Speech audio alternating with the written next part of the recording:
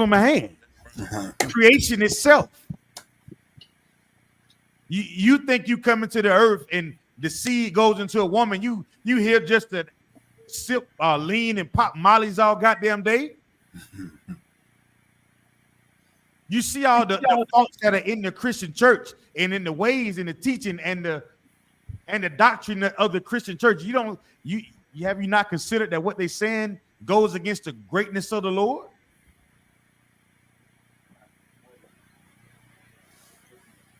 The creation of the world itself is the greatness of the Lord, man. His power in thy enemies make them do what, Bunker, y'all? Through the greatness of thy power, shall thine enemies submit themselves unto thee. What's going to make them submit, y'all? What's going to make the enemies submit to the Lord?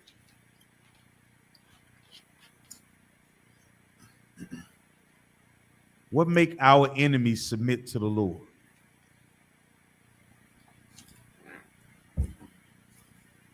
So, like you, sir. Come on.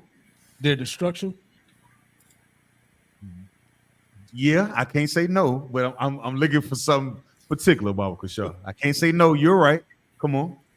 Would it be our obedience? That's true. What else? Come on. The power of the Most High. The power of the Most High. What do we find?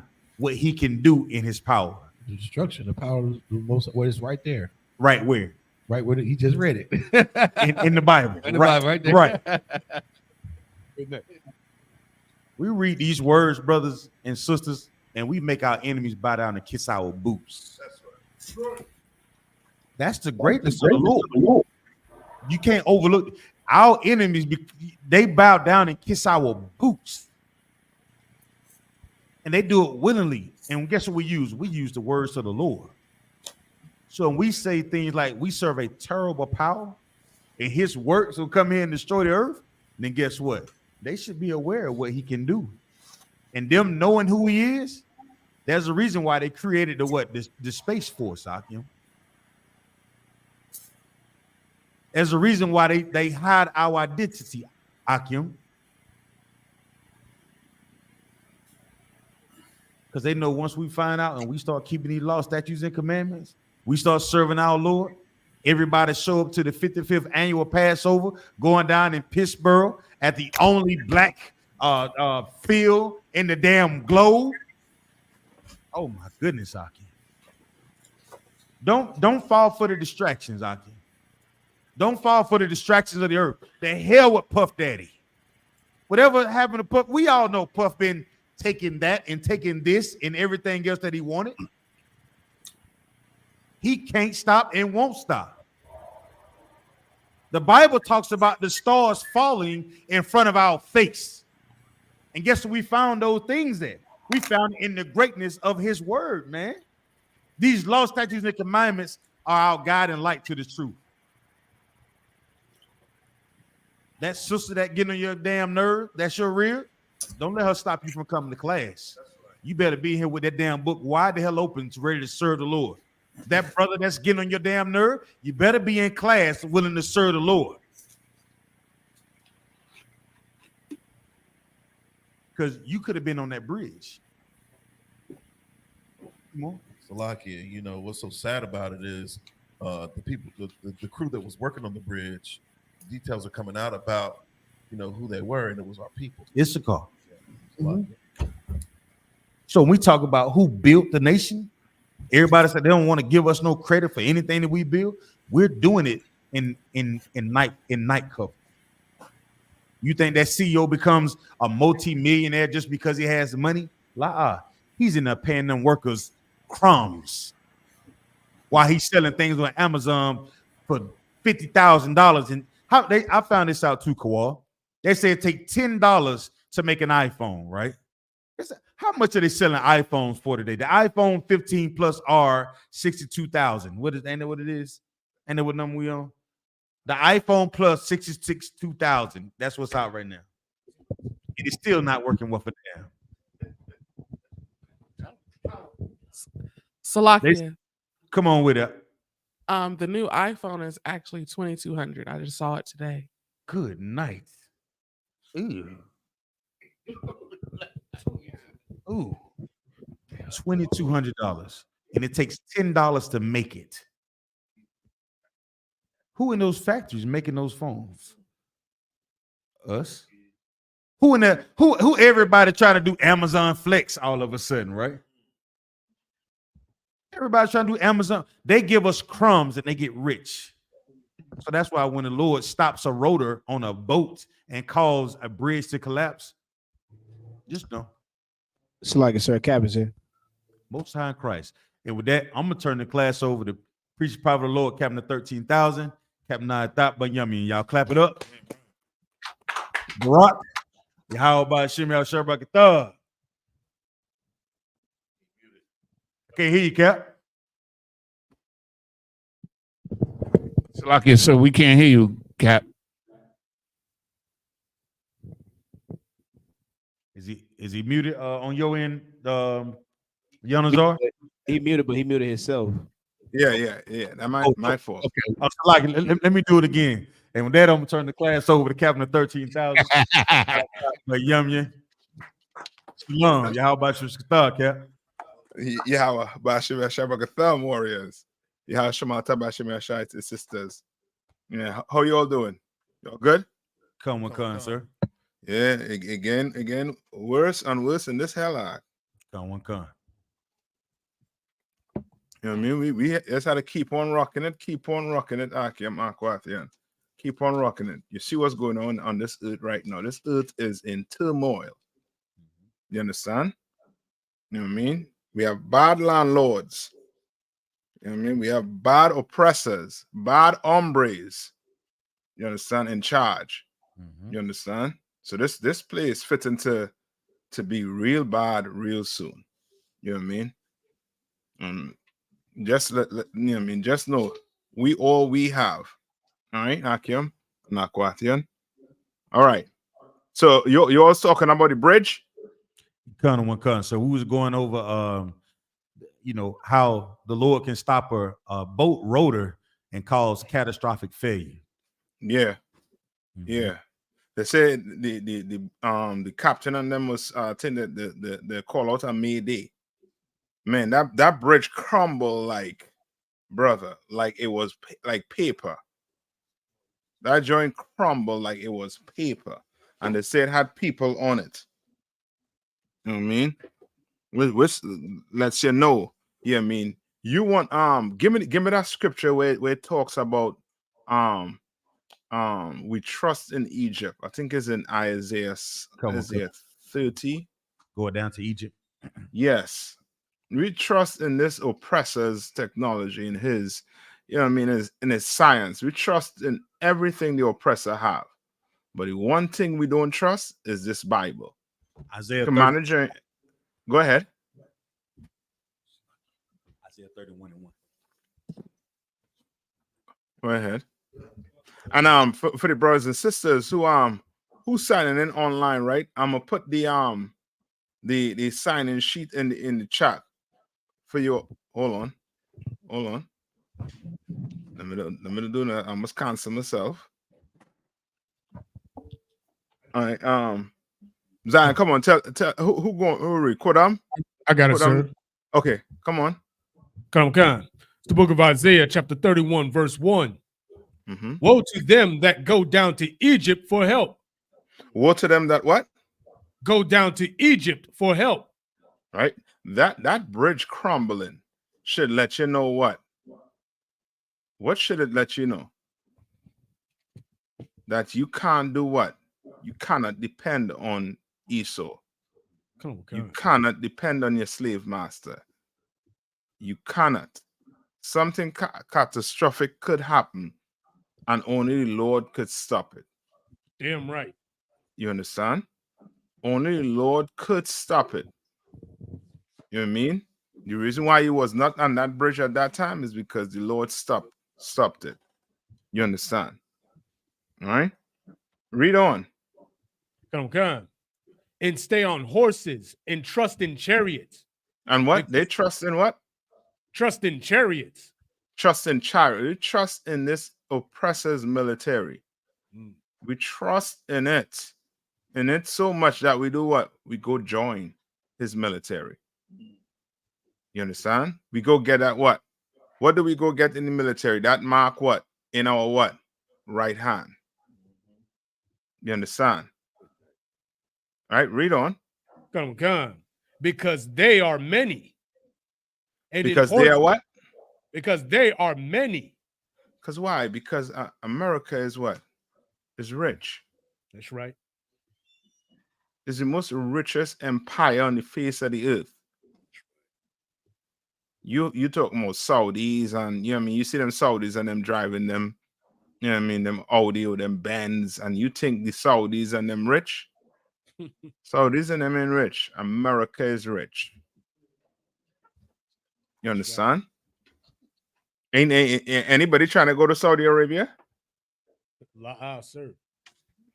Yeah, I mean, nobody trying to go to Saudi Arabia. Everybody trying to come to this empire.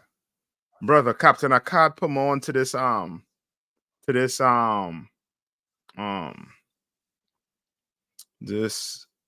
another series about documentary. You all ever hear about the Darien Gap? What was that, sir? The Darien Gap. You ever heard about that? That's the trip. Our brothers and sisters from the Hispanic tribes, the part they take to get to America, brother, it's hell. Good night. They have to go through the jungle. Plus, they had to deal with these drug dealers. You understand? It's hell. You just imagine you walking on a path and you seeing dead people on the path, rotten right in front of you on the path. Good night. You're seeing skulls in the bushes. You understand? Like we in hell in this place, in total hell, trying to do what? Trying to make it to America. Right. You understand? And not knowing where the issue come from, who caused the issue. You understand? Like in the UPK, we giving you what? We letting you know the problem, right? We correcting you, and we giving you what? The solution to the problem. That's right. You understand? You know what I mean? You know how much time I can remember growing up asking myself, why am I in this position? Why? Why me? You ever ask yourself that? Why me? Come. You know what I mean? And and there was nobody to give me any solution to my questions, to my issues, to my problems. Yeah, mom and dad was wrong, but guess what? They have their problems. They had to go to work. You understand? But there was nobody to give me that solution until I came into this UPK and met Commander Jehan and them generals. Damn and now right. you understand why things the way it is. All right? Read on. Come. And in horsemen, because they are very strong. Because they are what? But they are very strong. And that's it. We trust in America because they are what? Very what? Very strong. Very strong. You understand? Very strong. That's why we trust in America. Trust in it. We trust in their military. You know, just to stay on a boat miles out in the ocean and drop a Hellfire missile in the lap of your enemy. Good night. Or to have a drone in the air and you drop a Hellfire missile right, you understand, on the head of your enemy. Brother, that is power. That's right. That is power. You understand? Come. All these other you could name some of the richest country on the face of the earth. Yeah, they have that money, but guess what? If America come together, what can they do? What can they do? They can fight when America when America supplying you with military gears, military weapons. You could fight them. No, Sir. you can't. Understand? And he portrays himself as a strong man. You understand? Right? Saddam Hussein learned about it firsthand. Guess who again learned about it firsthand? Muammar Gaddafi learned about it firsthand. And guess who learned about it before Muammar Gaddafi and before these other oppressors? Who learned about it well and good? And it's documented. Who learned about his might? Japan, sir. Yeah, Japan knew about it. But guess what? Somebody in America who from Japan, they could leave America and go to Japan though. Right? Come. If a Japanese person come to America and say, you know what? I'm fed up with this place. I'm fed up with you Negroes, you Spics, right? I'm fed up with you all. I'm going back to Japan. Lucky. Come on. The American Indians. No, now It's you a get into it. Yeah. Yes, we knew about it. You think black people, why you think black people not opening their mouth against the oppressor? So, like you, sir, Come on. because of our past, what happened to us. Yes, and what do you call that? So, like I said, trauma. I'll take that. But it's a byproduct of what I'm talking about, trauma. What comes with trauma? Sluggy, sir. Affliction, slavery. Yeah. Okay, understand this, right? Okay.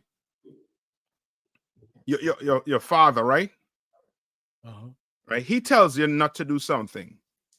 Like he tells you be in the house at 7 p.m. Right? Now your mom tell you be in the house at 7 p.m. Who your father listen to? Your father. Why? You, under normal circumstances, you fear your father more than you fear your mother. You what?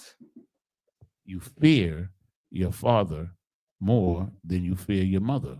So why you don't answer the why you don't tell the white man he's the devil to his face? Why don't tell him They're he's the afraid. problem? Yes. Why? Because he done did what? He done dealt with us harshly in this place. Right. That's why don't tell me about no Palestinian. I'm not gonna cry for them. Because what they went through, we went through for over 400 years, and we're still going through it today. You understand? They promised black people what? 40 acres and a mule. Somebody look up that and see when they had promised us that. They promised black people 40 acres and a mule. Black people try to build their own Wall Street. And what happened?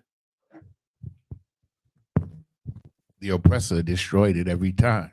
So now, when you have rich men like Jay-Z, rich men like Oprah, rich people like Oprah, right? Rich black people, why you think they're going to try to build a Wall Street? Why? So, like I said, because they're afraid. Yes, they're afraid. You don't think rightfully these rich? You don't think these rich white black people know that the white man is the devil the Bible speaks of? That's right. You think they don't know it? The higher up you go, the more racism you face, and the more fear you have in opening your mouth to speak against what's going on to your people. It's Lucky Adawan. Come on. This is according to PBS. The truth behind 40 acres and a mule. Mhm. It says, we have been taught in school that the source of the policy of 40 acres and a mule was Union General William T. Sherman's Special Field Order number 15, issued on January 16th in 1865. 18 what? 1865. 1865. All right. I won't be shocked if he was running for what? Presidency. Right. You know what I mean? Because they're quick to tell black people they're gonna promise them a whole heap of make a whole heap of promises. What Biden promised black people to take care of? What Salaki, black sir, people? Come on. he promised to get rid of student debt or college debt. Yeah. Does he have the power to do it? La, sir. He does not. But he promised it. Right. And black people, young black men and women voted for what? Biden. On that promise. What promise did Barack Obama give black people? Remember his slogan?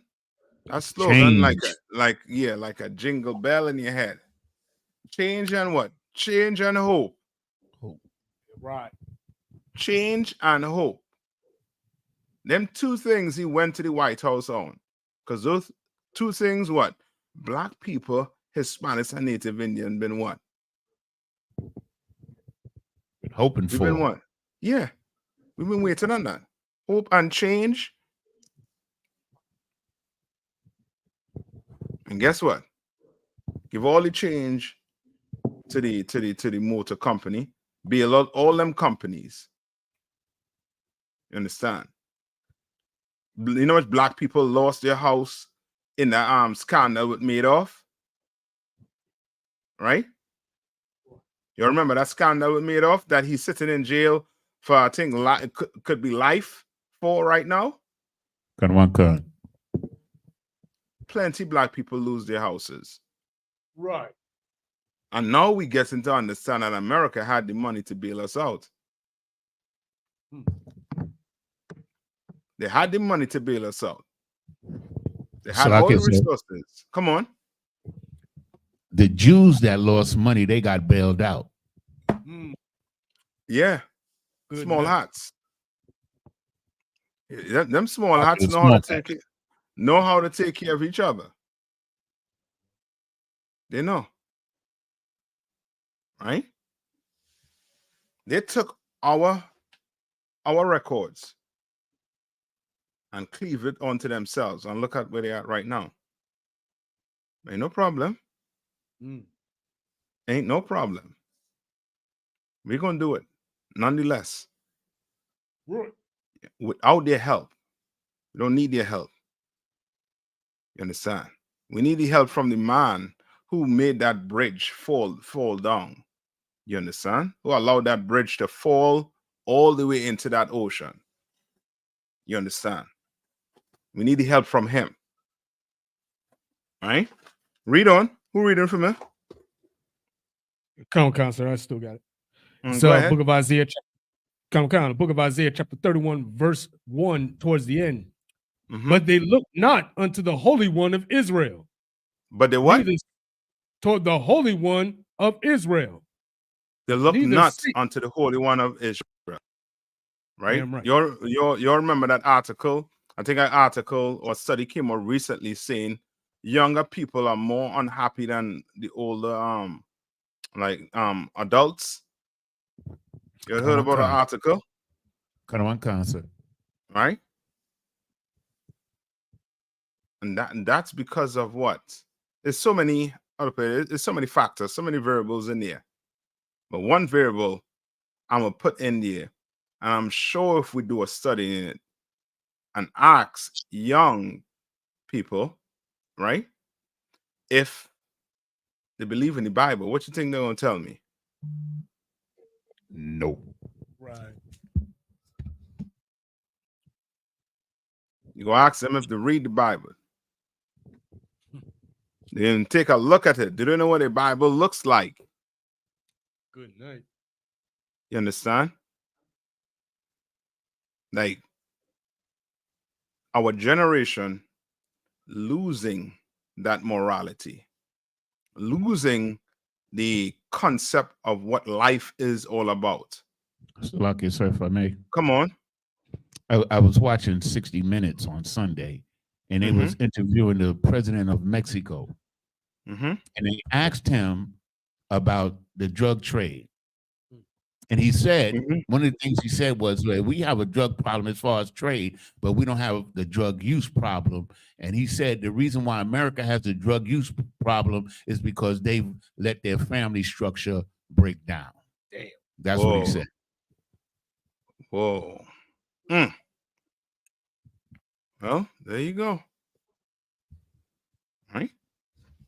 And that's how the Lord, that's how the Lord in turn fight for you also too. You know that, right? Right? And when I say fight for you, meaning this. Remember in the 80s, right? 70s, 80s, all the way up to the 90s also too. It was war on what? War on drugs. Somehow in the year 2000, what's that happening? We have a what? Opioid problem. Right. You understand? The Lord knows, you know what I mean? The oppressor think he's smart. He could outsmart you. But the Bible have him down as what? What does the Bible call the oppressor? What characteristic does it give the oppressor? So I guess so. One of the things it says about him is that the pride of his heart has deceived him. That too. That I'll take that also too. But there's a characteristic that lets you know that, brother, he is only in this position because we sinned against the Lord. And there's no other reason on the planet. No other reason on the planet. None whatsoever. The only reason why he is above us, right? And I'm saying the oppressor because the rulership is really between us and him. The other nations, you know what I mean, they're servants.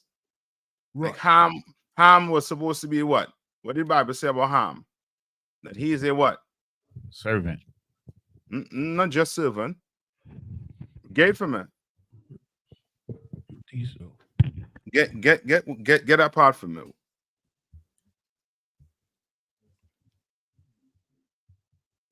All right. There's something he said about this nation. All right. So your service, what you call him, indecent? He said that one more time. You call Ham indecent? Ham. Say that one more time. Is what he called him indecent? Indecent. Yes, somewhere around there. Okay, we'll find it.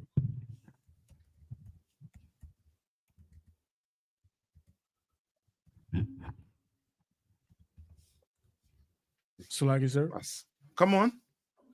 Well, basically, like it says, he's a servant of servants. Shall he? He's be a what? Servant of servants. Servant of servants. What does that mean? So he'll be the one to serve even the people who serve the ones in power. Who's the ones in power? You gonna share power with these other filthy heathens, Zach? So who you talking about? Who is he? Who want to break that down for me? So I guess, sir. He's supposed to be our servant as well. Okay, he's a servant of what? Of servants. Which means he's at the bottom of the food chain. Good night. Right? Which means what? He's supposed to serve who? Us. And he's going to serve what? All the other what? Nations. All the other nations. Dang. And all the other nations are what? According to this scripture. So like it's our servants. Yes. They're servants. You understand? That's why the Lord, that's why when Abraham blessed, I believe it was Jacob, right? You remember when Abraham blessed Jacob, what he told Jacob for his blessing? What he gave Jacob for his blessing? What did he give Jacob for his blessing?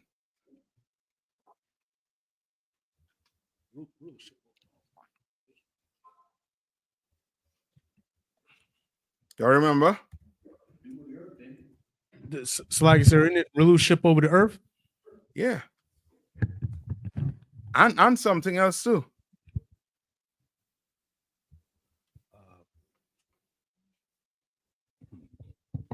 He said he give us the heathen for our inheritance.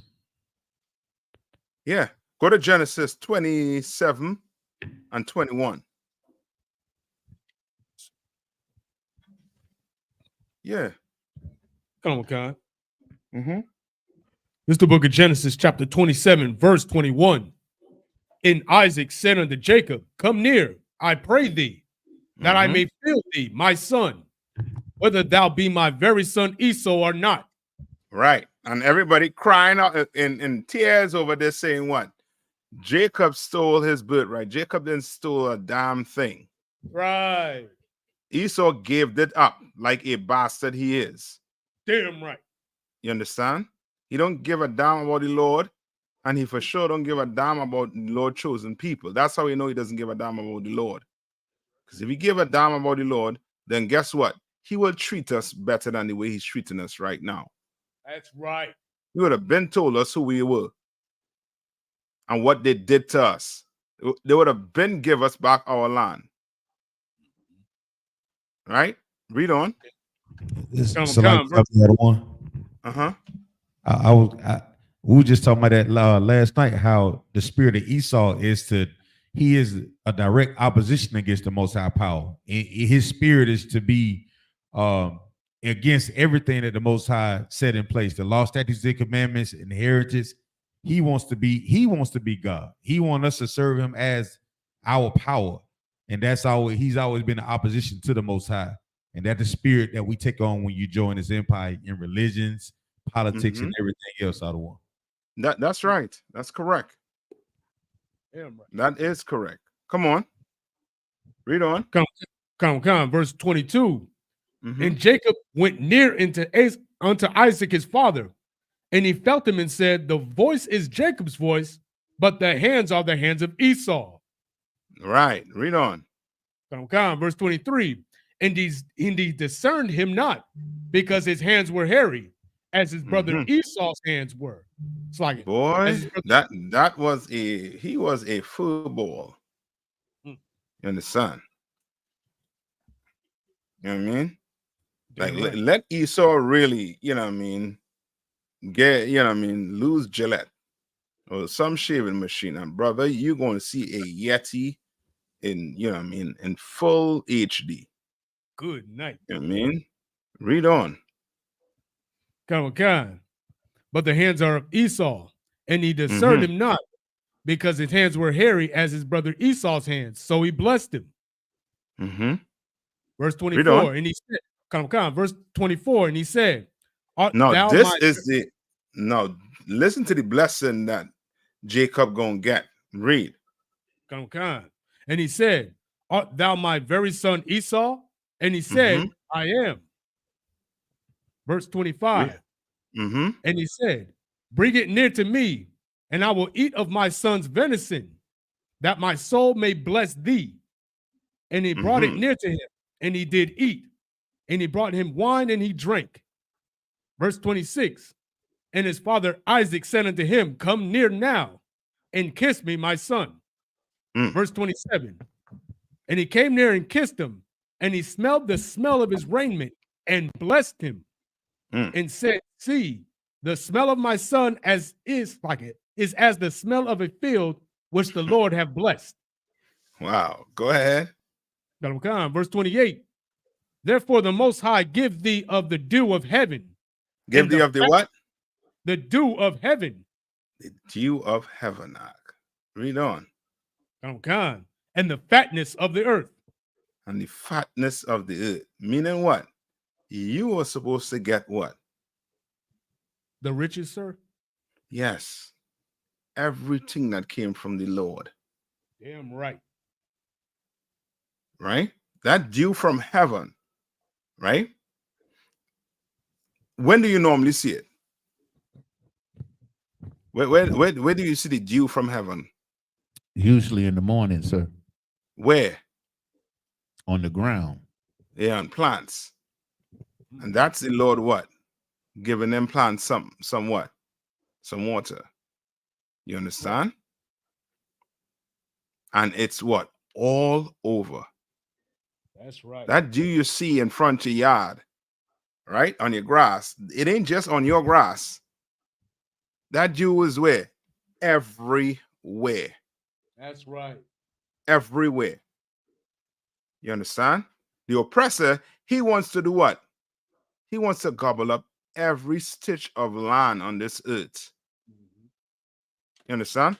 Somebody look up for me and tell me how much acres of land England own outside of England. United Kingdom own outside. Or I should say United Kingdom, but the Queen, or the King of England right now. How much land they own outside? You understand? They own some part of the ocean. So like, sir. Come on. So like, what you were saying was heavy because our oppressor even made it where it's illegal to catch rainwater. You know what I'm saying? For people who didn't have nothing to drink, they could at least catch water, but they made it illegal to catch rainwater. Yeah. You can't have chicken in the backyard. You can't do that. Right. You can have your own animals. You can't plant your own crops. You can't do that. I don't know if it's number 20. Right? Too many. Read on. Khan. Book of Genesis, chapter 27, verse 28. Therefore, the Most High gave thee of the dew of heaven and the fatness of the earth, and plenty of corn and wine. Verse 29. Go on.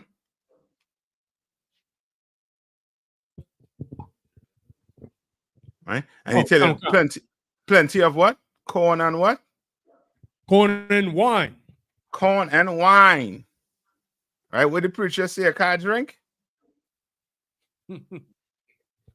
So you can't drink. No, you're simpleton. You just can't be drunk. Can't be a drunkard. Right. But you could drink.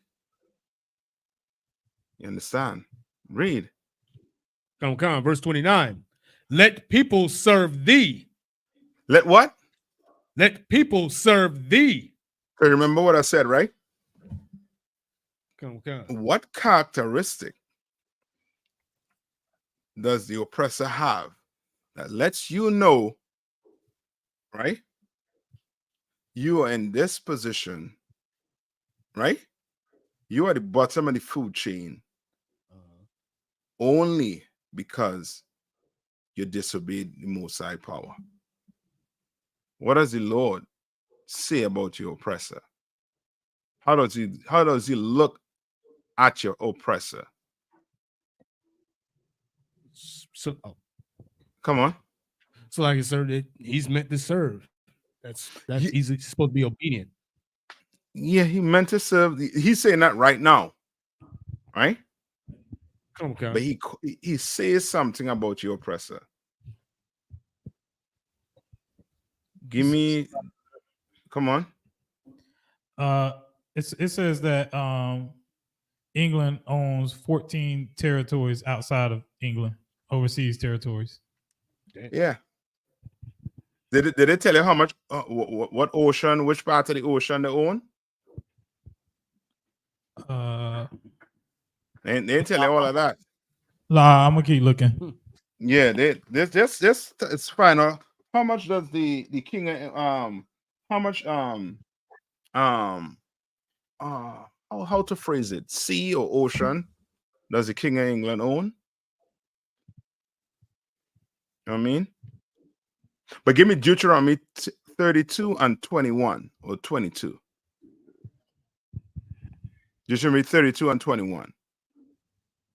Right, this lets you know that you're in this position. So, like, sir, Come on. It says the 14 territories are the Angula, Bermuda, British Antarctic, I don't know how to say that. Antarctic, territory, British Indian Ocean, British Virgin Islands, Cayman Islands, Falkland Islands. I don't know how to say that one. Yeah, it's something I don't know how to say. Ain't no sweat. Like Yeah, because you never see them islands before. Never learn about them islands before. Right. So I understand. Come on. So, like, sir, I got the precept that you called for. Which one? The book of Deuteronomy 32 and 21. Go ahead. Come. This is the book of Deuteronomy, chapter 32, verse 21. They have moved me to jealousy with that which is not selected. They have moved me to jealousy with that which is not God. Right. They have selected. Right. So see, he said what? The Lord is saying they have moved me to jealousy. Right. Come. With that which is not what? God. God. And how do we look at the oppressor?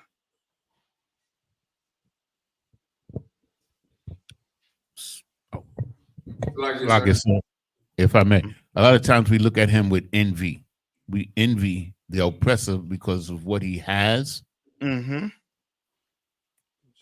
okay, you're right. But how do majority of black people look at him?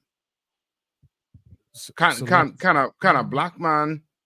I mean, kind of Caucasian male jog anywhere in America, even in the hood, and nothing happened to him. Why? So like it, sir. Come on. They look at him as a God. Yeah. How do you know they look at him as a God? It's like it, sir. They would say, let's not touch him. He may, have some type of power, basically. Yeah, they give him a little more than that. How we know? So like I said, come on. So like I said, they know if they touch him, it's over for them. If he's untouchable. Like if I do something to this guy, then I'm going away for a long time. They put me under the jail. No, it's a reason for that. Slugger, sir.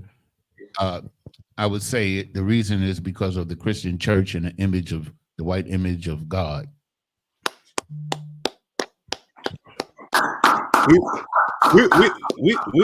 We take that for granted. But brother, you see that Caesar Borgia? Right. Black people, don't even talk about the Hispanics. They will lose their life over that. Good night. They'll go insane. They see you throwing that Caesar Borgia on the ground at camp, and they they're losing their mind seeing you do that. They're losing their mind seeing you throw that picture on the ground. Now, that is just a picture. That is not even Christ. You open the Bible and you show them that in Christ.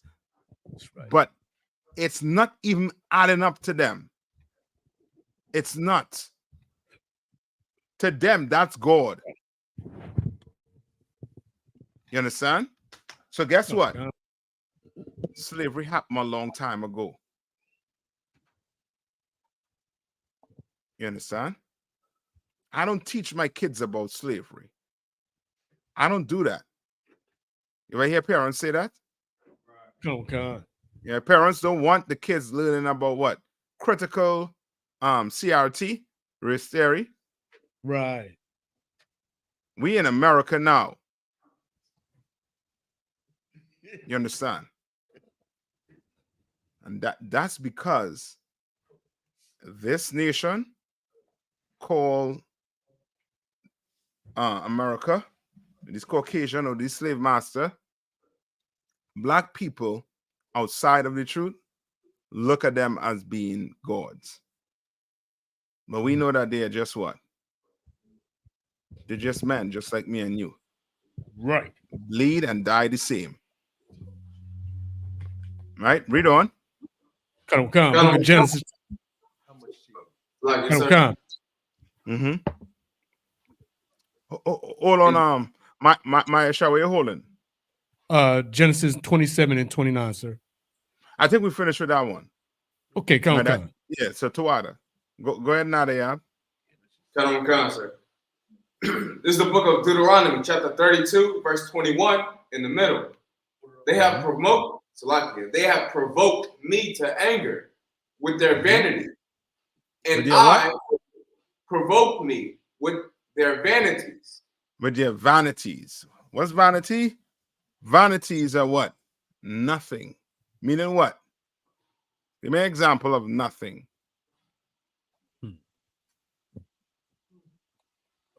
So, like I said, how much money you got? Yeah. Your car, your suits. Mm-hmm. So, like I said, come on. The lifestyle that you live. As far yeah. As meaning, you ever hear the saying, you're all about material things? Come on. Right? That is nothing according to the Most High. Nothing. Because the material things are not going to what? Bring Christ back. That's right. But guess what's going to bring Christ back? Immorality, integrity. You understand how you deal with your brothers and sisters? Now that will have an effect on Christ coming back fast. Right. Faster than he should. You know what I mean? Or faster than the Lord will allow it. You understand? But your bank account ain't bringing back Christ. Right. Right? Read on. And I will move them to jealousy with those which are not a people. Hold on. What did the Lord say about these people? And I will move them to jealousy with those which are not a people. The Lord don't even recognize the oppressor as a what? People. Good night. He doesn't recognize them as people. So you can imagine you home, right? You have a dog, some cats. And guess who run in that house? Them dogs and cats. You in hell, Ark. You in hell. If you had dog and cat running in your house. You understand? You have a people that's saying what? What do they believe? What theory they came up with? That theory of what? Evolution. They believe men came from where? From monkeys, sir. Yeah, from monkeys. But somehow we stop coming from monkeys. Right. You understand? And we all know who don't have lips. It's a lie. Like monkeys. Good night. All right, come on. It's a lie. They took their evolution and tried to push it on everybody. Yeah. Because we have lips. Monkey don't. But I know who don't have lips. You understand? You now have to make a lip with lipstick. Good night. You know what I mean? Or use that what them women call them little black liners or whatever to make a lip on you. You know what I mean? Damn. That's a foolish people. You don't believe, I mean, the way the human body is made up, the way this earth, I mean, is running, the things that's happening on this earth, and you still don't believe that there's a God? Read on. Let's see what the Lord, let's see some other, colorful language the Lord going to use. Read.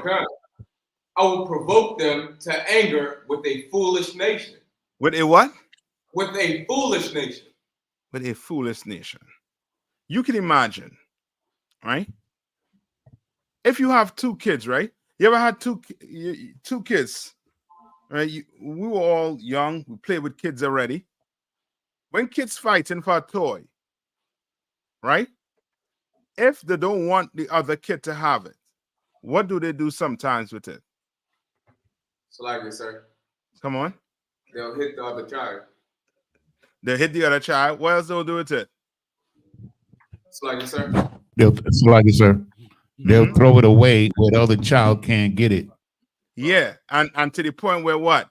They both can't play with it. Kind on kind. Right. You understand?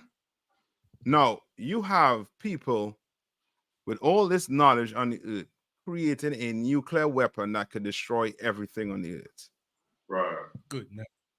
When their back is against the wall, guess what? I'm going to push the button. You better step back. I'm going to push it. They're fools. You built something to destroy this beautiful earth that the Lord made, and think the Lord from heaven going to sit back and watch you destroy his creation? Right. You're a dummy. Right. That's right. You are a dummy. And the Lord say he's a what? He's going to provoke us to what? Anger with a foolish nation. Yeah, he's going to provoke us to anger with a foolish nation. Now, you expect to get justice from this nation for the crimes they committed against our forefathers. They're fools. You could tell the oppressor from now till Christ come back, yo, give us back what you stole. And he still won't comprehend. Maybe, you know what? I should give it back. You know what? I looked at the what? I look at the Babylonian Empire. What happened to the Babylonian Empire? With the Cushites. What happened to the empire? It's like you said. Mm-hmm. It failed. What happened to the Assyrian Empire? They Like fell, I said. sir. Yeah. Yeah. What happened to the Greek Empire? They fell, sir. Yeah, the Roman. They fell too, sir. Yeah, the Germans. The Fell Japan. They fell. Somehow, America thinks what? This is not going to happen to them. You are a fool. Right. You are a fool. And the Lord called you a what? Read it one more time. I will provoke them to anger with a foolish nation. All right. The Lord said he's going to provoke us to anger with a foolish nation. Right.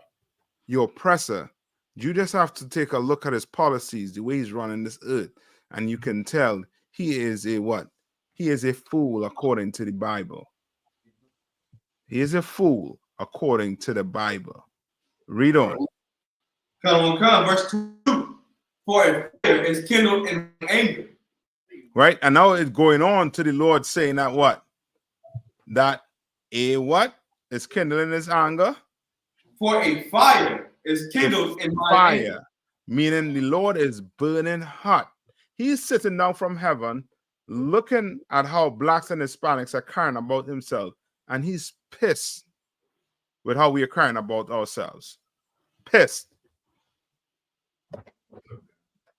See us going into these churches, putting on these suits and tie, singing these hymns. You understand?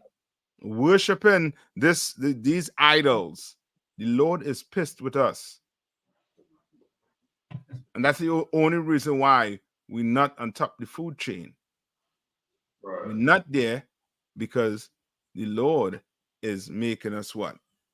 Making us jealous and angry with a people who is not even a people and who the Lord called a what?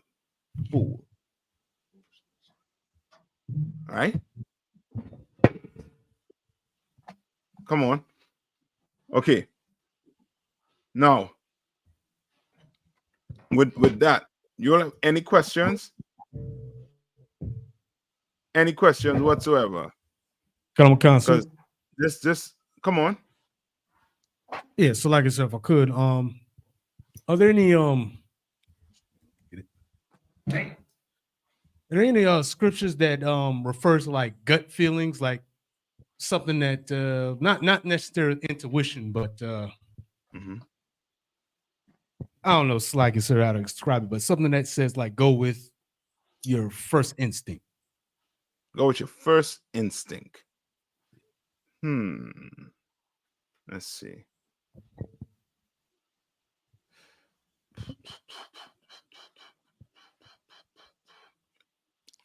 Okay, give me when I say go with your first instinct, give me an example. Okay, so no, okay. This is my question. That any men in the Bible, right? The prophets that you read about, did they go by their instincts? oh, well, so like sir, I would think they would go by. Oh no, so like sir, I would just say I think they probably go by what they were taught. So if they were taught to do such and such, they would go after the way they were instructed, but not like, okay, meant to go left, but my instinct tells me to go right. You know, something they can explain, but just like something like their instinct tells them to do something that a gut feeling. In other words, I was just wondering if there was anything in the scripture that says, you know, go with that. Gut, okay. In here, right? Right. Remember, this is what Isupk is, right? Screen with some practical knowledge, right? Do we teach men to go by their gut feeling? La, sir. So which means what? You go by what you're told, period. Just what does that? Yes, what does that mean about the Bible? Then the Bible what? Okay, sir, the Bible doesn't teach that. Yes, for you to go by your gut feeling. That's the way for the oppressor to fight the Most High. That's how he have us fight the Most High. You ever had this gut feeling that what you're doing is wrong? Gut feeling that you know. Well, okay, what you doing, Ark? Well, I'm gambling. You know what I mean? I'm placing bets. You think that wrong? No. If I'm going by my gut feeling, I might say what? It is wrong, when clearly it's not wrong, right? You could gamble, right? Right. Right? You could drink, right? Right? But my gut feeling saying, you know what? Maybe we shouldn't drink because when people drink, they do crazy stuff.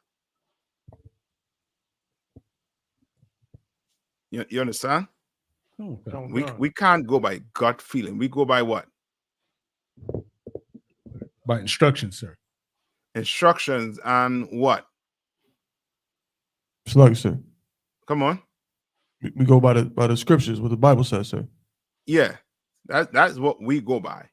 Your oppressor, he tries to teach that and push that on our kids as a way to rebel against the Lord. So now, so now, interracial marriage, if you go by a gut feeling, could be what? So like if you go by what your gut says, and it could be something good, but it's not what the law says.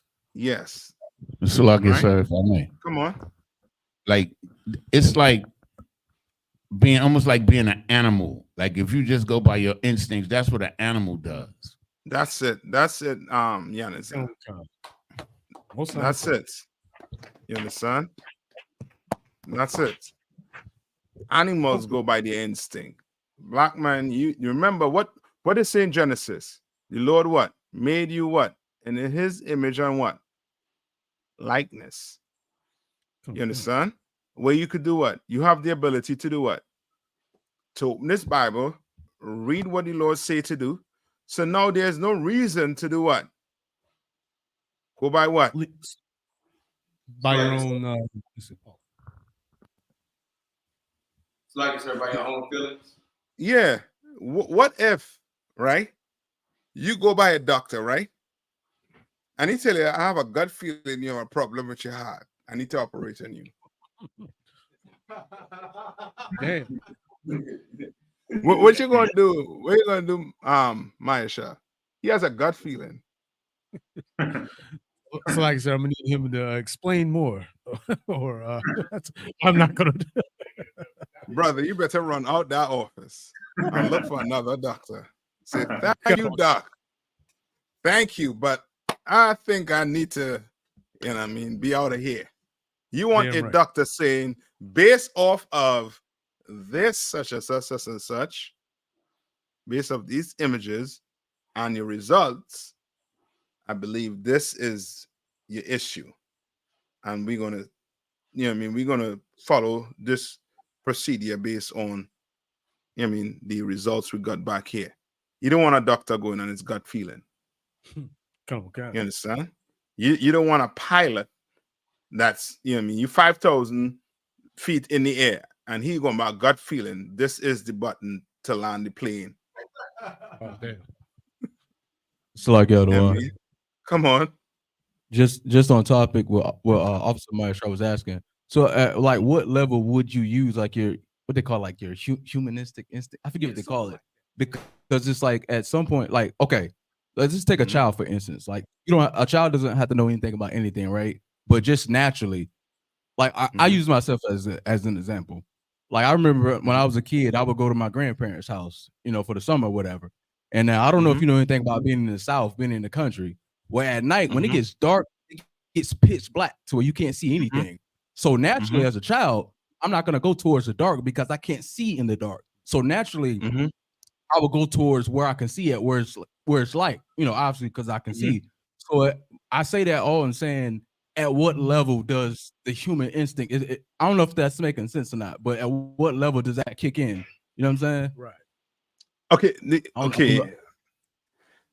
Okay. What you're talking about is things that that is learned. You know what I mean? Like you definitely wouldn't go somewhere where you can't see. That you know what I mean? You know that you could do it, enjoy yourself.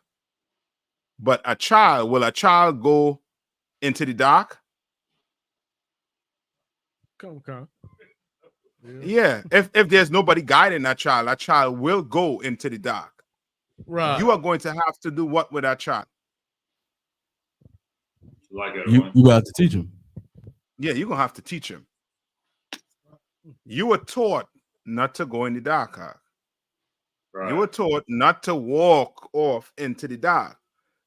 Your parents or some guardian watching you walking off into the dark is going to do what? If they love you, will yell out to you and say, what? Stop, come back here.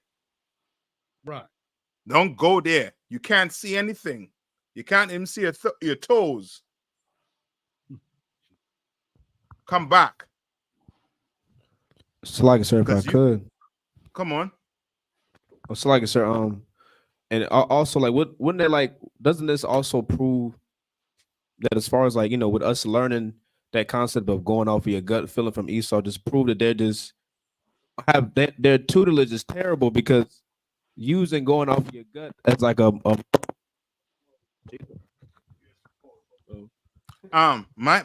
you're going on. Go ahead. So like can you hear me now, sir? Yes.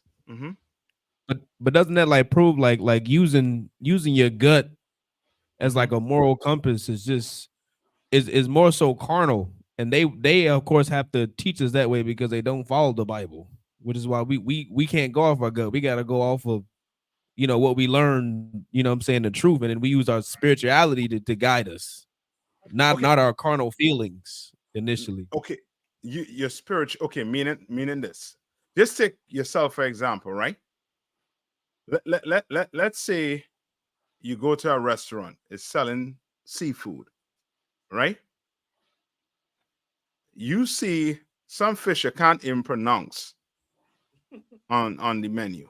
Can't pronounce the name of the fish, right? Would you order it?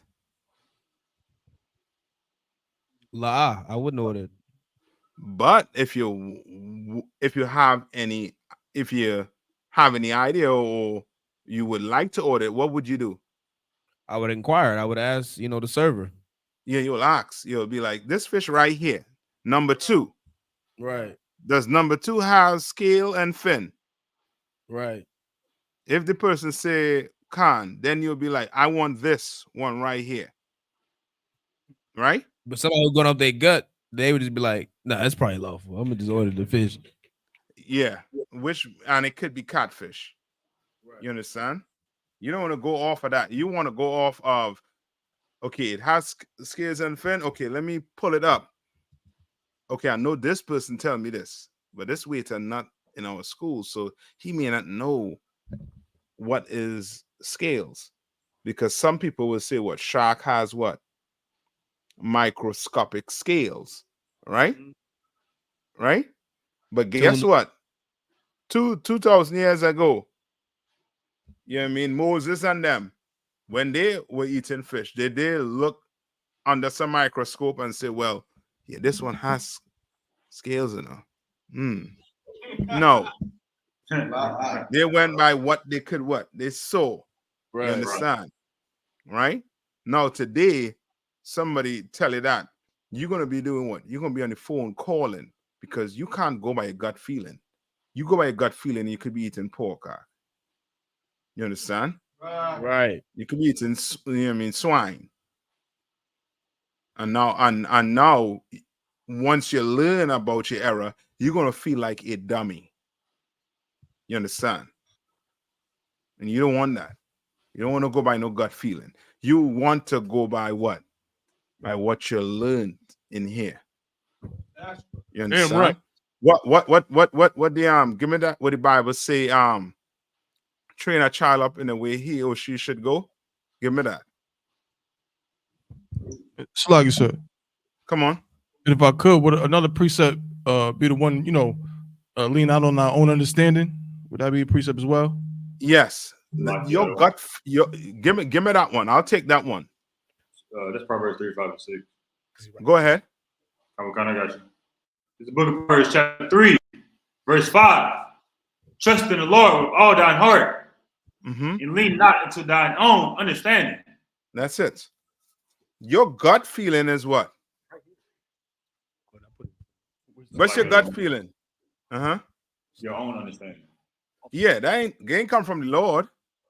Come. The Lord sitting back and be like, this nigga serious. He got my gut feeling. Oh, I'm fitting to give him the runs. Go by that. You want to eat, you know what I mean? You have a gut feeling this don't, you know what I mean, this is lawful. I'm gonna give you the runs. I will embarrass you. You understand? Right? Any more on that? Come. You want me to read verse Read 6? on. Well, read on if it has any more on topic. Come. Verse 6. In all thy ways acknowledge him, and he shall direct thy paths. You see what I'm saying? Like we don't have to worry about nothing. You come in this school and you have everything is designed for us not to even have to worry. You understand? You unsure about something, pick the phone up and call. You understand? You've been living your life before you come into the truth by what? By gut feelings. And how did that work for you? Right. You understand? You know, gut feelings could give you AIDS. Ooh-wee. You know that, right? Right? Gut feelings could give you a whole heap of venereal disease. You understand? Right? Oh, no, did he? Yeah, no diddy. Yeah, no diddy. Most Christ. Yeah, no diddy. You know what I mean? Come on. Who holding the other one for me? Come, sir. I got it. Come on. The book of Proverbs, chapter 22, verse 6. Train up a child in the way that he should go. What? Like this, sir. What does it say? Train up a child in the way he should go. You understand? And this is what they don't understand. The Christians don't understand. If you train your child to accept the LGBTQ community lifestyle. You have just trained that child into becoming a member of that lifestyle. That's right. You understand? You're gonna have to train your child up in the ways of this Bible.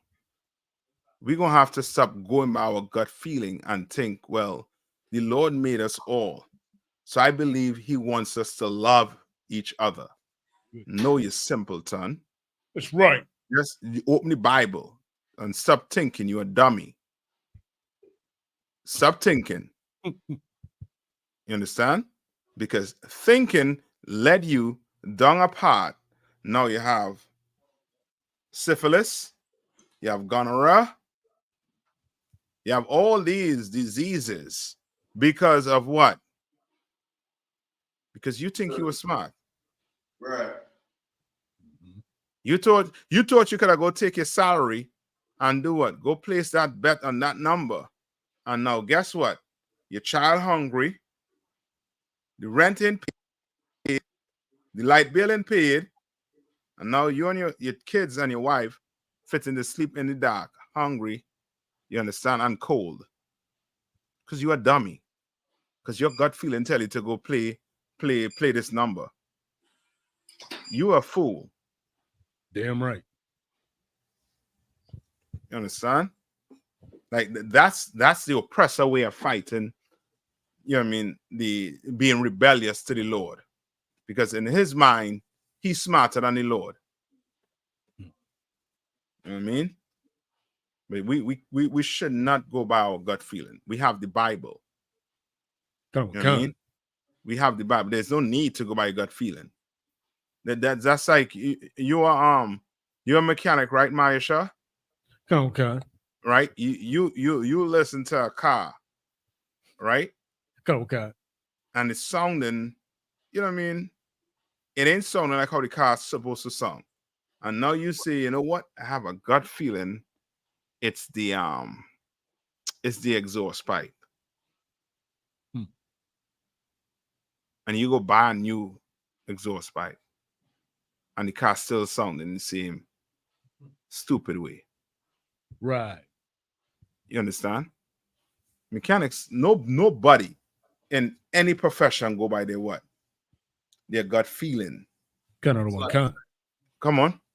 I had a precept pertaining to following after the Lord than yourself. Come on. This is the book of John, chapter 12, chapter 12, verse 49. For I have not spoken of myself. For the Father which sent me, he gave me a commandment, what I should say and what I should speak. Mm-hmm. That's right. That's the Lord right there. Christ. Did Christ go by his gut feeling? The best of us. No, he did not. No, his disciples. You know who went by the gut feeling? You know who thought Christ wasn't doing what he's supposed to do? Who went by the gut feeling?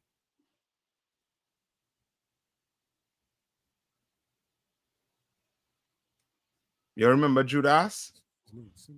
So like you said, you went out for a second there. Well, what'd you say?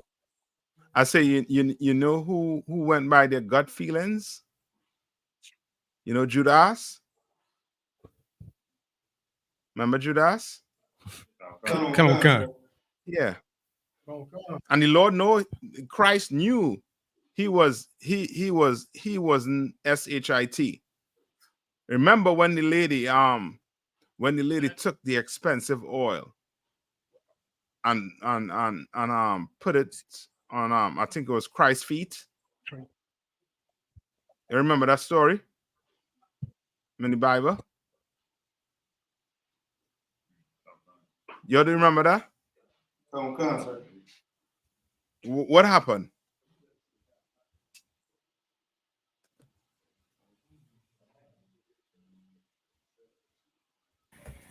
Shalaki, sir. Come on. Judas said that should have been sold, and the money should have been there. Yes.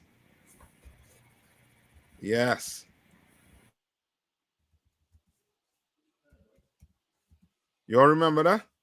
If not, let me put it quick.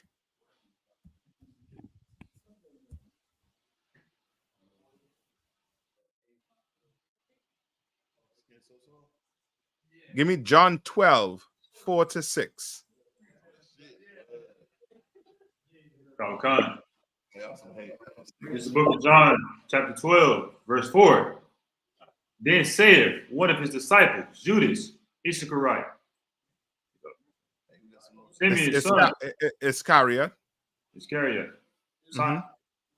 Simeon's son, which should betray him. Verse 5.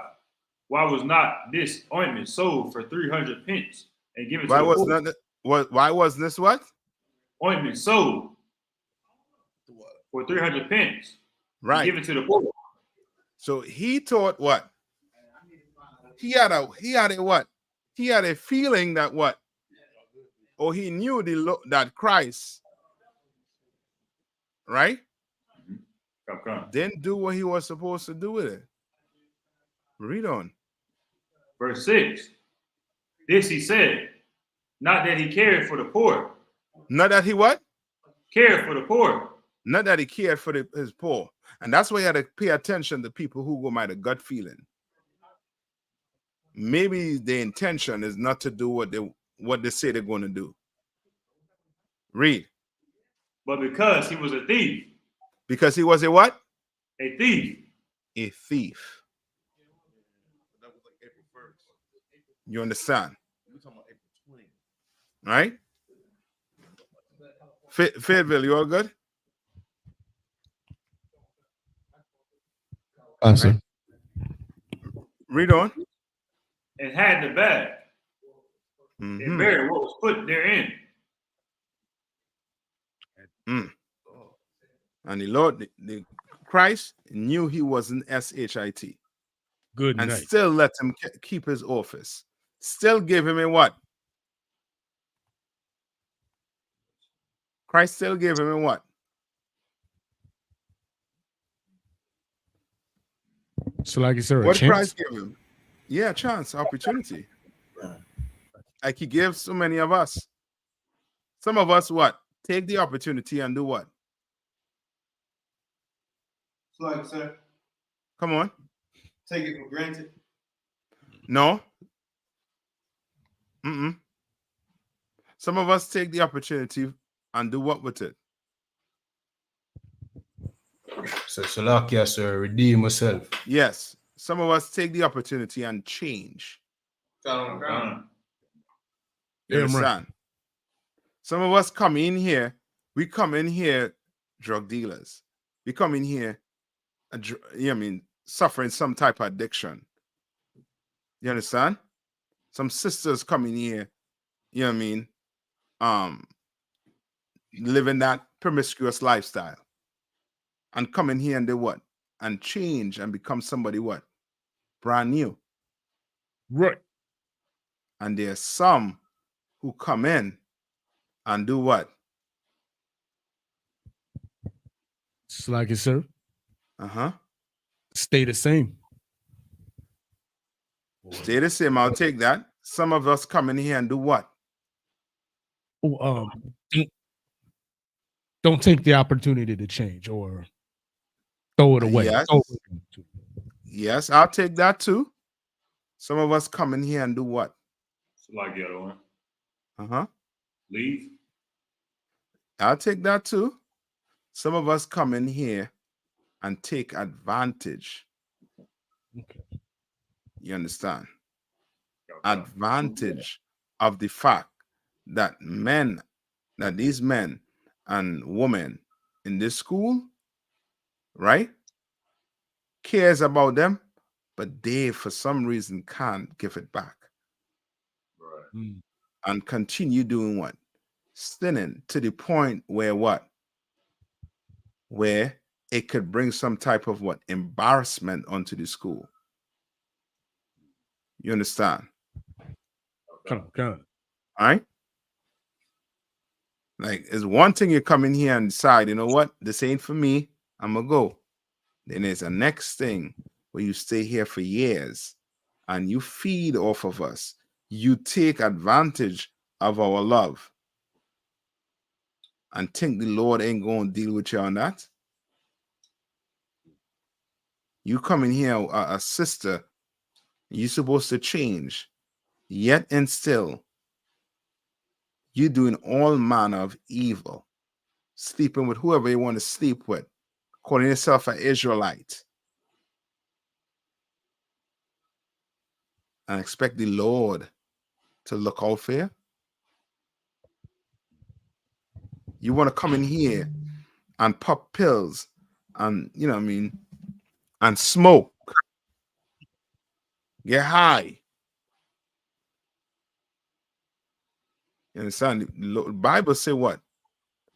He will what? Spew you out if you what? If you're lukewarm. He rather you cold or you rather you what? Hot. Lukewarm he don't want. Right. You understand? He does not want. Right? And going by your gut feeling is you being nigh onto what? Lukewarm. You don't do that in here. You understand? You want to do that. This profession you have is as serious as a what? A doctor, a heart doctor. You understand? That's how serious it is. Because what you tell someone, you could either what? Cause them to what? To be hurt or be unalive. You understand? Come. That's how serious your job is. That's how serious your job is. So you can't be my gut feeling saying, well, it's microscopic. It's scales. What's the scales, infant? Oh, yeah, we could eat shark. We could eat tuna. No, you dummy. Can't do it. You understand? Don't do that. These other groups, you could clearly see they do. Go by the gut feelings. Come on. You understand? To put fringes on your shirt is your what? It is your gut feeling. Right. Because that ain't in the Bible. Ain't no way in the Bible. That's your gut feeling. That ain't the breakdown. That's your gut feeling. That's your understanding. You read it and you see that. So you go by your gut feeling. But you turn your gut feeling into what? What you turn your gut feeling into? It's like it, sir. Come on. Into that truth and into the word of God. That's what they try to turn it into. Yeah, you turn it into, well, the Lord said this. No, Negro, that's you. That is you. The Lord ain't saying that. You saying that. Just like Judas. The Lord ain't saying to go sell nothing. You want to go sell it because you want the money. Come on. I got a precept for that. Come on. It's the book of Revelation, chapter 22, verse 18. For I testify to every man that heareth the words of the prophecy of this book. If any man shall add it to these things, God shall add it to him the plagues that are written in this book. Yeah. Verse 19. And if any man shall take away from the words of the book of this prophecy, God shall take away his part out of the book of life and out of the holy city and for the things which are written in this book. Yeah, that you got feelings right there for you. Come. You understand? We don't do that. Nothing here. You follow orders. You understand? You follow orders. That's what you do. Keep that in mind. You follow orders. Right? Yeah. Okay. All right.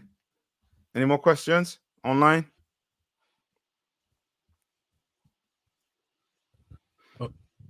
So like I said, I got another question. If I could,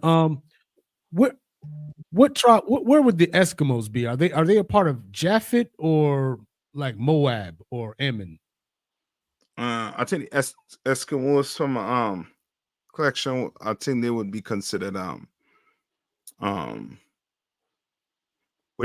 think Japhetic. Come on, Right. sir. Okay. And another quick one, sir. Where would I find like stories about the Northern Kingdom in Assyria?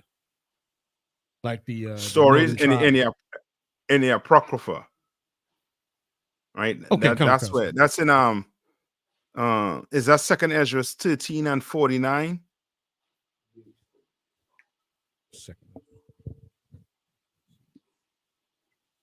Right. And remember, I don't know exactly how long they stayed in that captivity, but they left out from that captivity. The majority of them try to run away from it. Is it Second Ezra 12 and 49 or 13 and 49?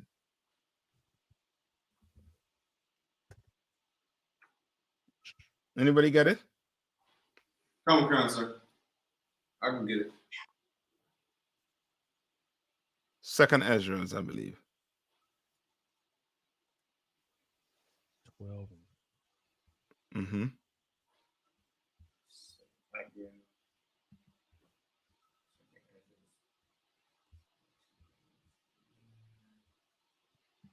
Anybody gay? Oh, sir, I have it. Come on. This is the book of Second Ezra, chapter 13, verse 49. Mm-hmm. Now when he destroyed the multitude of the nations. No, I don't think that is it. So like I said, I don't think that is it. Anybody looking for me? Looking for it for me? You know what I'm talking about? Come on, sir. More so, I'm like looking for any books that would like not necessarily talking about the Northern Kingdom while they were in captivity in Assyria. Like, is there like any books that just purely about the Northern Kingdom in their captivity? Not necessarily just scripture, but just like books of the Northern Kingdom while they're in captivity, basically.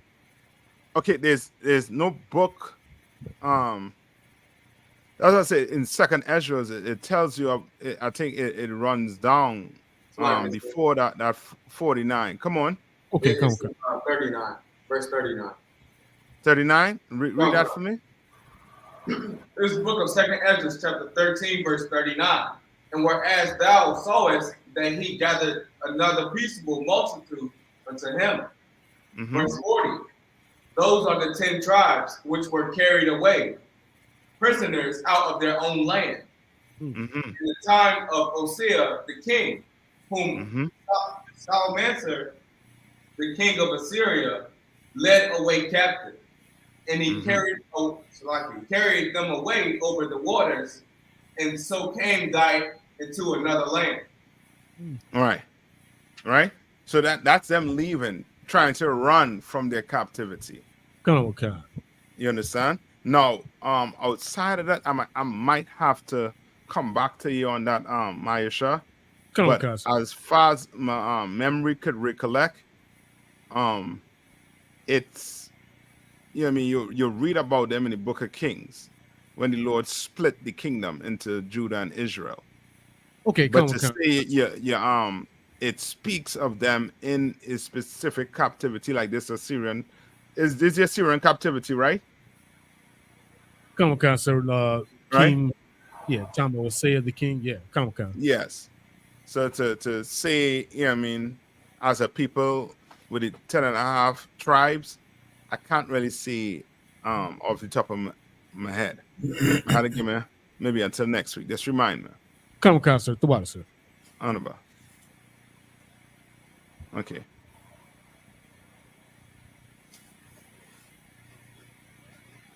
Okay. So, Hakeem, what's going on with P. Diddy? Good night. What's going on with Diddy? Huh? Yeah, so like I said, they say he went to third world, well, not a third world country. What did he do? He fled into Caribbean. Yeah, water, sir. Yeah. Yeah, come on. Mm-hmm. right? And what came from that? Meaning this, where did this all come from? Where does it start? What does it start with? So like you said, you mean like all of Paul's like Diddy's issues? Yeah, but what it starts with? Salakia, I would say with him it kind of started when just with him joining the oppressor. You know what I'm saying? Like that's always kind of been his thing. You know what I'm saying? Like, whereas other, there's been plenty of black moguls and industry people. I mean, just to give an example, like Dame Dash, right? But Dame Dash was always like heavily against, you know what I'm saying, like handing over control to the oppressor as best as he could prevent it. But Diddy was always like willing to get in bed with the oppressor to his own end, perhaps literally and not just figuratively. And now that in a nutshell is what you'll call that? You gonna sell out? Like you, sir. Yeah. Selling your soul. Yeah, but okay, for you to get to that stage to selling yourself, what needs to conquer you? So like I said, come on. The love of money. Yeah, I'll take that. You can't be wrong with that answer. Take that. But there's something else I'm looking for. So like you said, would be envy of the oppressor. I'll take that too, but that is not what I'm looking for. Come on. Just think. Hold on. I think K had one. I'm lost, sir. Yeah, that's where it starts. Lust. Everything you all give me, the root of it is lust. Either lust for what? Money. Y'all lust for what? Things of this world. Your entire lifestyle is just full of what? Lust. Give me that in the Bible.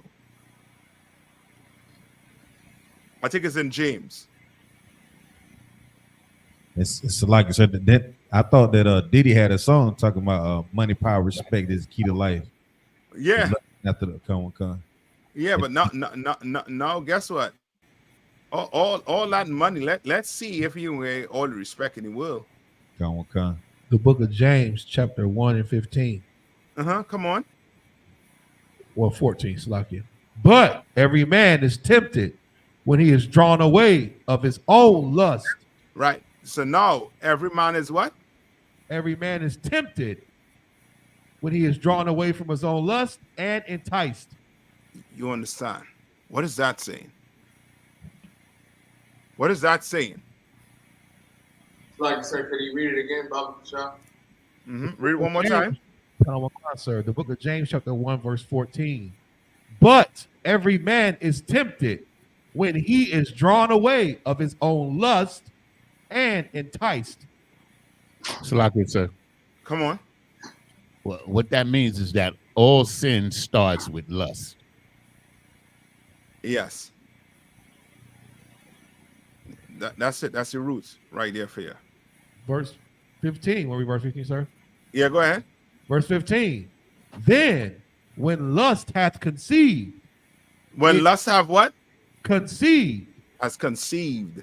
That's why Christ tell it when it comes to a woman, don't even what? Lust after her. So like I said, come on. Don't even look at her to lust after her. Why? Because the scripture says because you've already committed adultery in your mind. Yes, because that woman has a what? A husband. Yes. So he's telling you what? Don't even look at her. Because once that lust conceive in your mind, guess what you're doing subconsciously? And then it's going to be in reality. You're going to be what? Plotting. Come on, sir. So like you said. Come on. If I could, so just to clarify, because I've had classes where I just wanted to, explain this. I want to make sure I'm explaining it right. So with lust, right? If you just look at the dictionary definition of lust, it'll just say a strong desire for something. But scripturally, if based on what you're saying, lust specifically is an attraction to something where the end result of it is a sin. Because like I can like chocolate cake, right? Like I can really, really want some chocolate cake. Like pause, like really, really want it. But eating chocolate cake ain't a sin. You feel what I'm saying? So it's like I can't really, technically I can lust after it, but I'm not sinning by eating chocolate cake.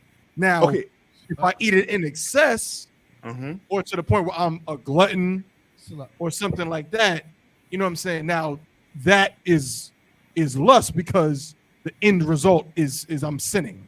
That's exactly what I'm saying. Come on, Council. You understand? The lust, that's why I say it's conceived in you. Meaning what? When something is conceived, what does that mean? It's born. Yes, it's born. Meaning now that is what? It becomes part of your life. So now your sole purpose is to what? Sleep with this woman. You understand? And when Christ said, don't even look upon a woman and lust after her, is because you done see this woman not as your sister, but you have it as what? She's meat.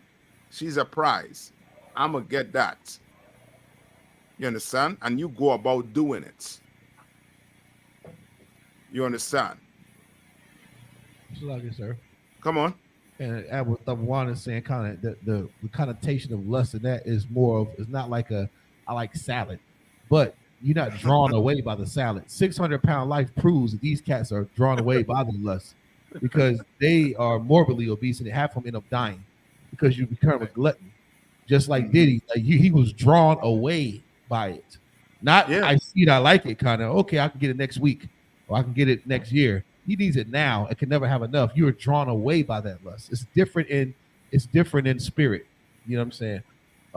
If I can finish verse 15. Come on.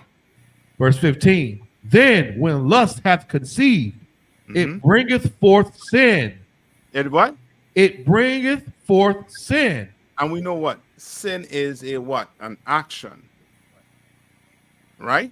Who do you know goes on the run? Who goes on a run? The wicked. Or a what? Sinner. Yes. A criminal.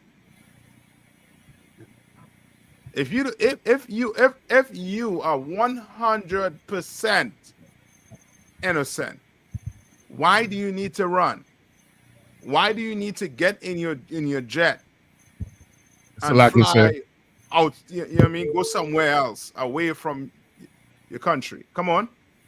Because you're guilty. Yeah. Like it, sir. And come on. I had another precept unless you want me to wait. Go ahead. Oh, we finish. Okay. No. Go ahead, Kowal. Then when lust has conceived, it bringeth forth sin, and sin, when it is finished, bringeth forth death. Oh boy. Oh boy. It's like a lot of people online are saying that, a lot of people close to Diddy and third party are saying that he's the type of brother that he doesn't do well when it comes to mental persecution, and that they need to watch him because he has the potential to unalive himself. He's not made for jail. That's what several sources are saying in this scripture. I'm not saying that's what the brother's going to do. However, the scripture plays in right what you're talking about.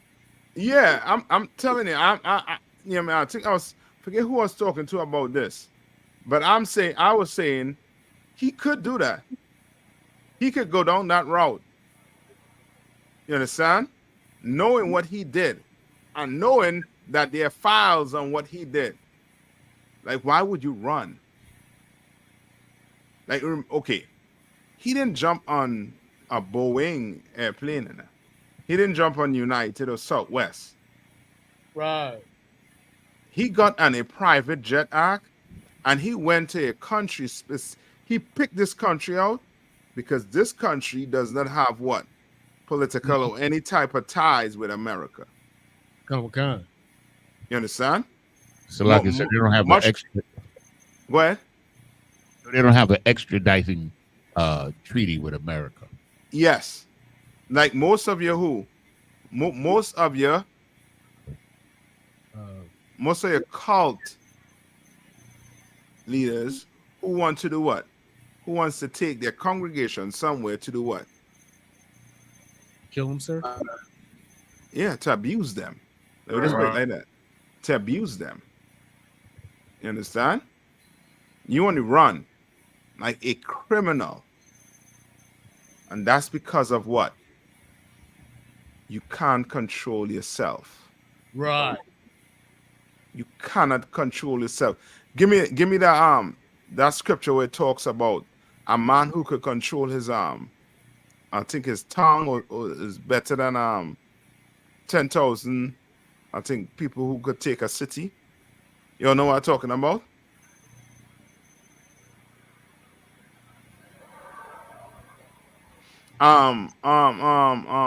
Nadia, what you holding? Okay.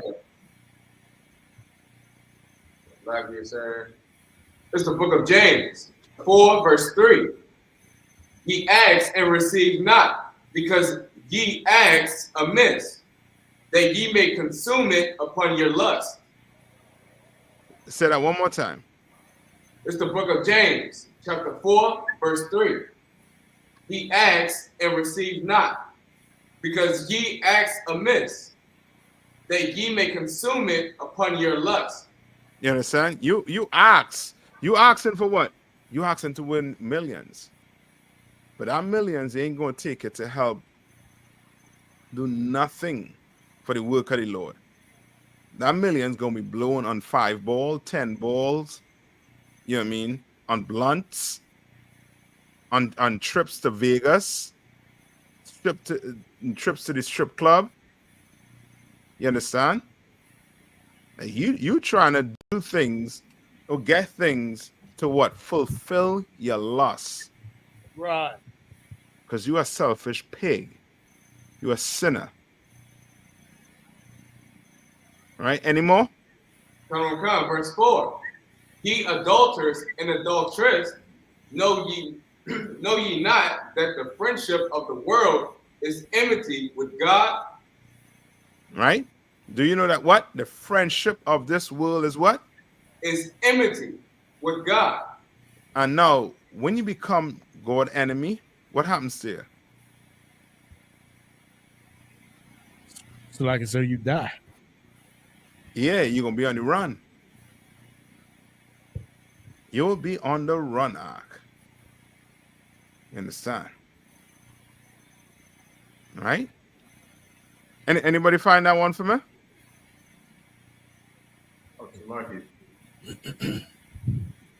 Try James 3 and 8. I don't know if that's it. Like I got one.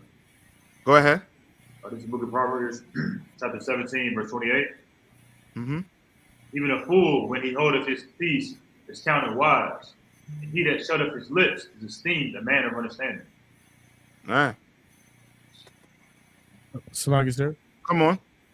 I got James 3 and 6. Come on. Come on. And the tongue is fire, a world of iniquity.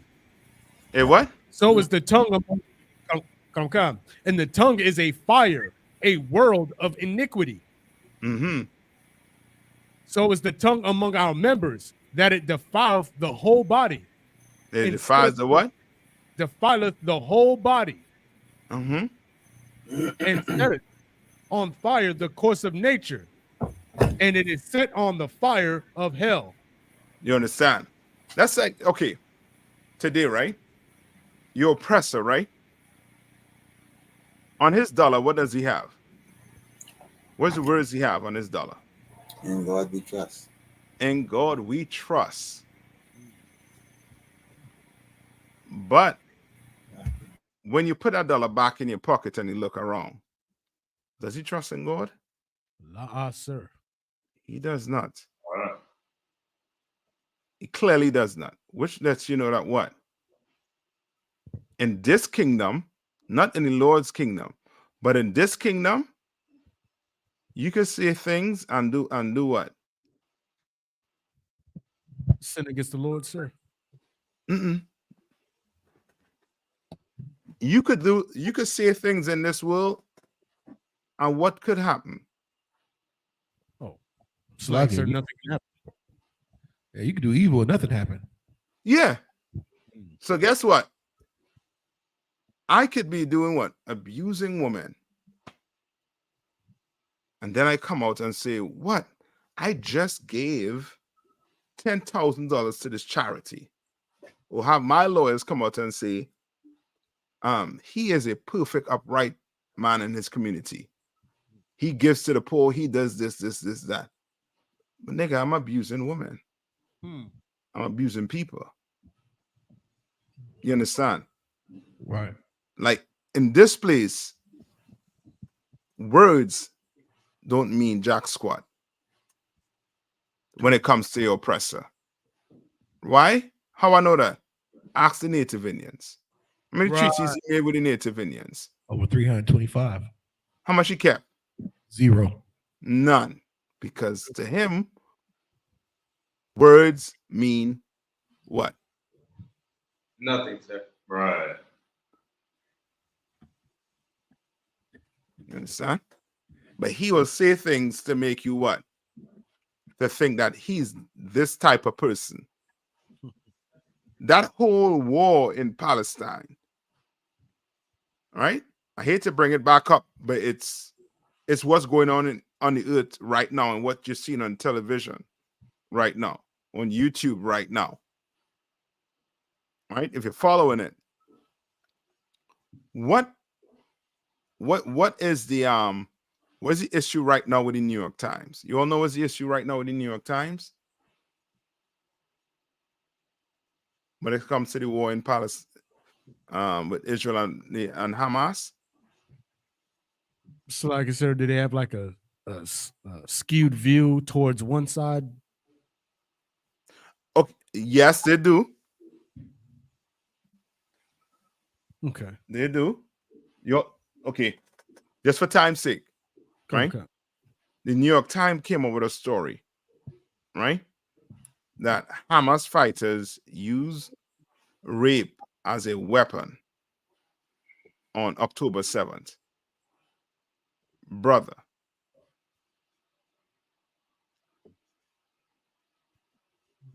it's coming on right now that whatever they're talking about, New York Times brought out, that was not true. Good night. That it didn't use it as a weapon. But guess what? It was enough to do what? So I can say to move the people. Yeah. To want what? To want Gaza to what? Be flattened. Good night. No, I don't give a damn about the Israelis or the Palestinians or whatever. That's right. But I'm using this as an example to show you what words can do. So I can say. You understand? Come on. Adam, precept for what you were talking about they're basically using their words to gain power, basically. Mm-hmm. Come on. It's the book of Psalms, chapter 55, verse 21. The words of his mouth were smoother than butter. Right. Come on. But war was in his heart. Yes, the Native Indians and them should have remembered that. Yeah, right. It was in our books. Come on, Ayathan. So like I know it's not the one. I know it's not the one that you asked for, but it's Proverbs. It's like 18, 19 through 21. What does it say? Come on. A brother offended is harder to be won than a strong city, and and their contentions are like bars of a castle. A man's belly shall be satisfied with the fruit of his mouth, and with the increase of his lips shall he be filled. Verse 21. Death and life are in the power of the tongue. That's and it. Come on. That's one of them. That's a good one. Death and what? Okay. It's like verse 21. Death and life are in the power of the tongue. Yeah. So you better what? In here, you better what? Watch what you say, sir. Yeah, you better watch what you see. Damn right. Okay. You better watch what you see. You understand? No Diddy. You understand? Right. Not in here. You understand? You better watch what you see. You understand? You better watch how you act, how you move, how you deal with brothers and sisters. You better watch it. Because you could say, yeah, I love my brothers and sisters. Yeah, I love them. But you're doing everything. Not everything, but you're doing things. You're smoking cigarettes. Good night. You're in a strip club. Right? But you say you love your brothers and sisters. Do you actually love your brothers and sisters? If you're in a strip club? Nah. No, you're not. You do not. It's like, sir, there's a little bit more. Come on, bring it. Come on. Verse 21. Death and life are in the power of the tongue, and they that love it shall eat the fruit thereof. Yes, that's it. They that what? Love it shall eat the fruit thereof. Yes. That's what your oppressor gonna do. He gonna eat the fruit thereof. Them lies that cause people to be unalive, he's going to eat that. He's going to eat what come from it. Understand? You in here lying about what you're doing, you are going to eat that fruit. You're going to eat it. And everybody going to know it was that fruit you're eating was rotten. Right. You understand? They're going to know it. All right. I know we up on the time. Any questions? I'm online.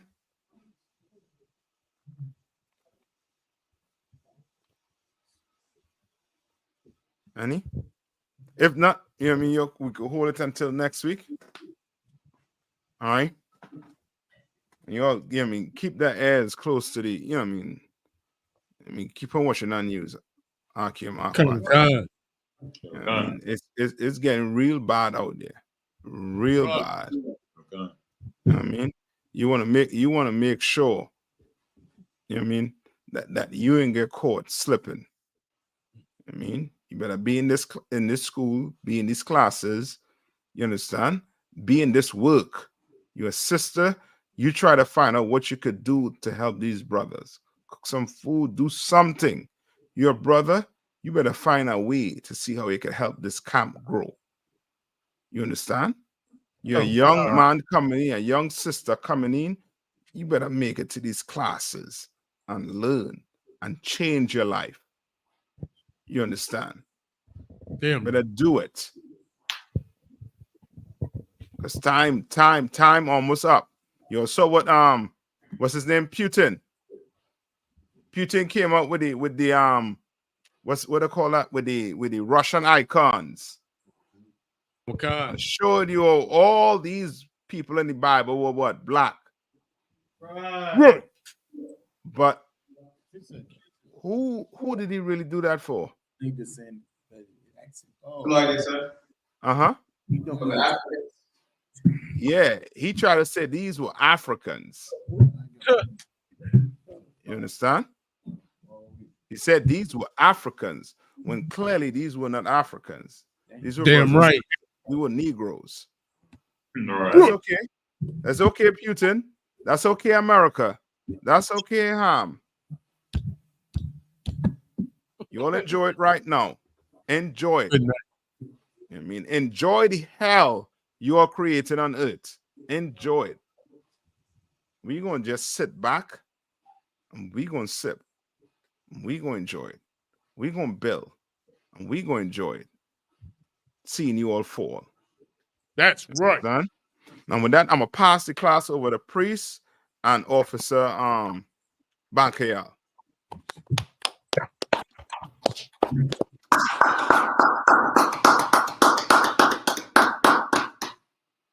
Men of Israel, Imagine. We're going to render one courtesy salute to Captain Ayathop. Men of Israel, Imagine Shabbat. Imagine Barak. Yahweh Yahweh Shimi Ashai Brakatham. Yada Matah, hands down. Sar, turn and face the sisters. Sisters, Imagine, which means to stand. Men of Israel, we're going to render one courtesy salute to our sisters. Men of Israel, Imagine Shabbat. Imagine Barak. Yahweh Shema.